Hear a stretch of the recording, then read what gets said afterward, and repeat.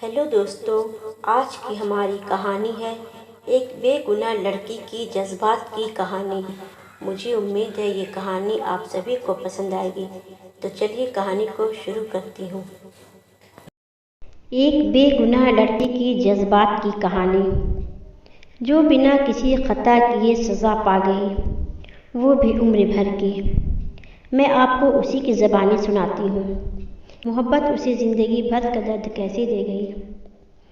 میرا نام افسانہ ہے۔ بات ان دنوں کی ہے جب میں 17 سال کی تھی۔ میرے گھر میں امی ابو کے علاوہ جو چھوٹی بہنیں تھیں، ابو کا نام حسن، گود میں ابو کے ایک دوست تھے جن کا نام رفیق انکل تھا۔ ان کا ہمارے گھر آنا جانا ہوتا رہتا تھا۔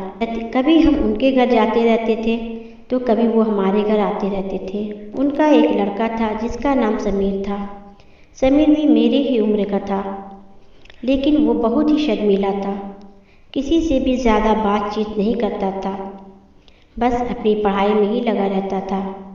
میں نے کبھی اس سے بات نہیں کی، مگر نہ جانے کیوں دل ہی دل میں اسے چاہنے لگی تھی۔ میں کسی نہ کسی بہانے اس کے گھر چلی جاتی، سمیر کو چھپ چھپ کر دیکھ لیتی اور اپنے دل کی پیاس بجھا لیتی۔ میں بہت بار کوشش کی کہ اس سے کچھ بات کروں، لیکن اس کے سامنے جاتے ہی سب کچھ بھول جاتی۔ میں نے اسے سچا پیار کیا تھا اور ان سے شادی کرنے کا خواب دیکھی تھی۔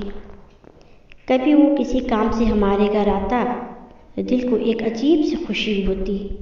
جب تک وہ گھر میں رہتا مجھے کچھ بھی نہیں سوچتا، بس چپکے چپکے ان کو دیکھتی رہتی۔ لیکن گھر والے اور سمیر خود بھی میری محبت سے انجان تھے۔ اس طرح 2 سال گزر گئے، لیکن میں ان سے کبھی بات نہیں کر پائی۔ روز یہ دعا بھی کرتی تھی کہ بس کسی طرح کر کے سمیر مجھے چاہنے لگے اور مجھ سے شادی کرے، جیسے کہ سمیر میری زندگی کا مقصد بن گیا تھا۔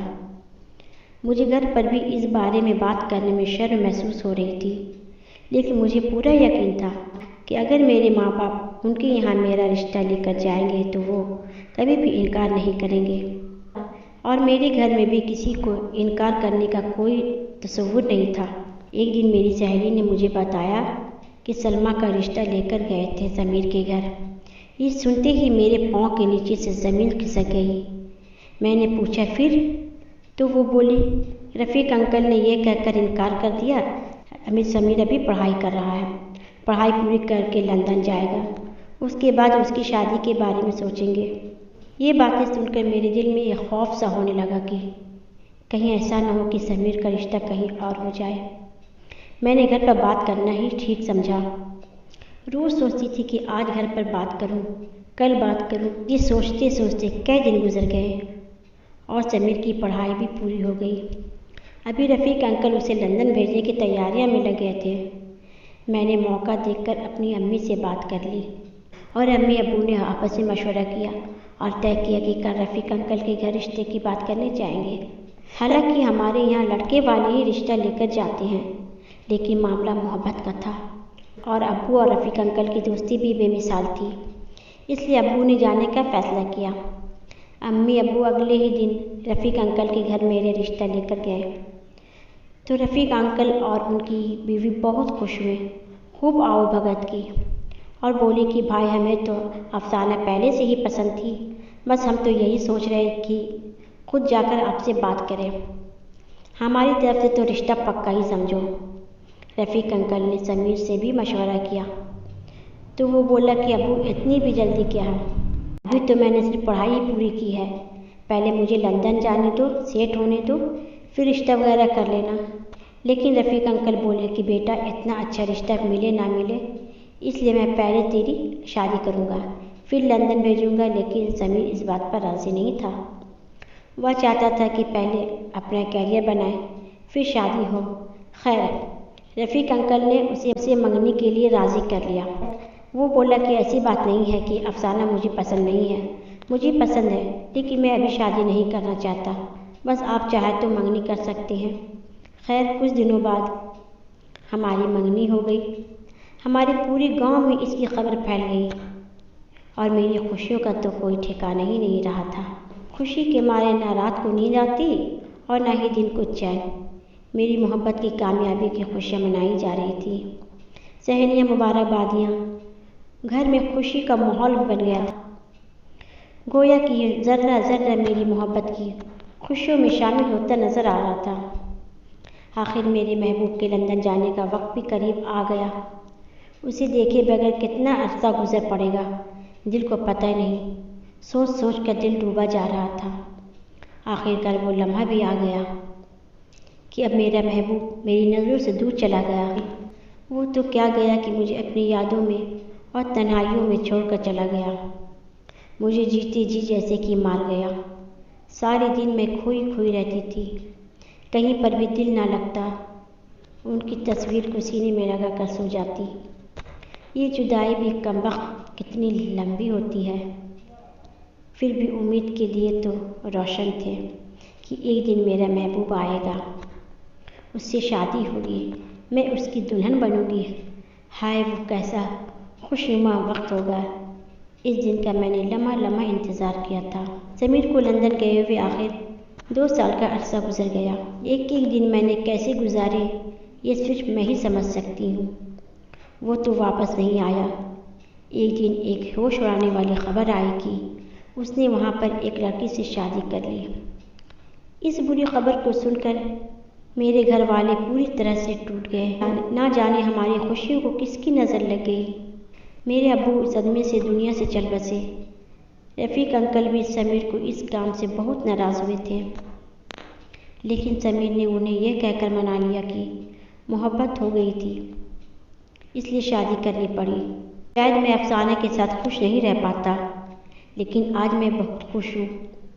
رفیق انکل نے بھی اپنی بیٹے کی اس کارنامے کو وقت کے ساتھ قبول کر لیا اور اس کی خوشی کی خاطر انہوں نے بھی گھٹنے ٹیک دیے۔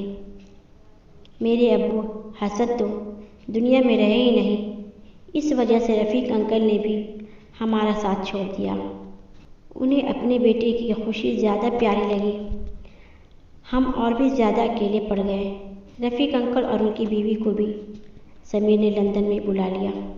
وہ بھی اپنے بیٹے کی خوشی کی خاطر لندن جا کر بس گئے۔ میری امی نے بہت کوشش کی کہ کسی دوسری جگہ میرا رشتہ کر دیں، لیکن ناکام رہی، کیونکہ لوگ یہی کہتے تھے کہ ضرور افسانہ کا چال چلن ٹھیک نہیں ہوگا۔ اس وجہ سے سمیر نے لندن میں شادی کر لی۔ پورے گاؤں میں مجھے لوگ بدنام کر دیا، جس وجہ سے کبھی بھی میرا رشتہ نہ ہو سکا۔ ادھر ہمارے گھر کا خرچ بھی چلانا مشکل ہو گیا تھا، کوئی کمانے والا بھی نہیں رہا۔ میں گھر پر کپڑے سی کر گھر کا گزر بسر کرتی، ساتھ ہی 2 بہنوں کی پرورش کرتی۔ امی بھی اس صدمے سے دنیا سے چل بسی، میں اکیلی رہ گئی۔ اس بھرے دنیا میں کئی سال تک میں نے محنت مزدوری کر کے اپنی بہنوں کو پڑھایا لکھایا، دن رات لوگوں کے کپڑے سل کر اس مشکل وقت میں گزر کیا۔ کئی سال ایسے گزرتے رہے، لیکن میں نے ہمت نہیں ہاری۔ اپنی بہنوں کو خوب پڑھایا لکھایا، انہیں اچھا انسان بنایا۔ آخر انہیں بھی اچھی جاب مل گئی، ان کو سرکاری جاب ملی اور انہوں نے پورے گاؤں کا نام روشن کیا۔ ہمارے گھر کی اپنی کھوئی ہوئی عزت دوبارہ ملی۔ لوگ میرے گھروں میں رشتوں کی لائنیں لگانے لگے میری بہنوں کے لیے، لیکن میری بہنیں میری خوب خدمت کرنا چاہتی تھی اور میں ان کی شادی کر کے انہیں ودا کرنا چاہتی تھی۔ ہر ماں کا یہی سپنا ہوتا ہے کہ وہ اپنی بیٹی کو جلد سے جلد شادی کر دے۔ میری بہنیں مجھے بڑی بہن نہیں بلکہ اپنی ماں مانتی تھی۔ آج ہمارے پاس روپے پیسے کی کوئی کمی نہیں، عزت ہے، شہرت ہے۔ ایک دن میری بہن نے مجھے آ کر بتایا کہ باجی، باہر کوئی پوچھتا پھر رہا ہے کہ حسن صاحب کا گھر کون سا ہے۔ میں نے باہر آ کر دیکھا، ایک ادھیڑ عمر کا نوجوان ہے۔ میں نے ان سے کہا کہ یہی گھر ہے۔ میں نے انہیں اندر بلایا اور گھر میں بیٹھایا۔ انہوں نے پوچھا کہ آپ ہی افسانہ ہیں نا؟ تو میں نے کہا کہ ہاں میں ہی ہوں۔ تو وہ بولا کہ میں سمیر ہوں، رفیق صاحب کا بیٹا۔ 4 دن پہلے ہی لندن سے آیا تھا، سوچا کہ آنٹی سے بھی ملتا چلوں۔ میں نے انہیں بتایا کہ امی ابو اب اس دنیا میں نہیں رہے۔ اس پر इस पर उसने इज़हार अफसोस किया और बोला कि अफसाना, आप मुझे माफ़ कर देना कि मैंने आपसे मंगनी तो कर ली लेकिन शादी नहीं कर पाया। क्या करता, मुझे उससे मोहब्बत हो गई थी और मैं उससे छोड़ नहीं सकता था, इसलिए मैंने शादी कर ली। फिर उसने पूछा कि तुम्हारे कितने बच्चे हैं? तो मैं चुप कर सुनती रही। इतने में दूर खड़ी मेरी बहन, जो कि ये सब सुन रही थी, वो बोल पड़ी कि बाजी ने शादी नहीं की और आप ही हैं वो जिनकी वजह से बाजी की ज़िंदगी बर्बाद हो गई। इस पर मैंने गुस्सा करते हुए उसे टोका कि इस तरह आए हुए मेहमान को बेइज्जत नहीं किया जाता। तो वो चुप हो गई।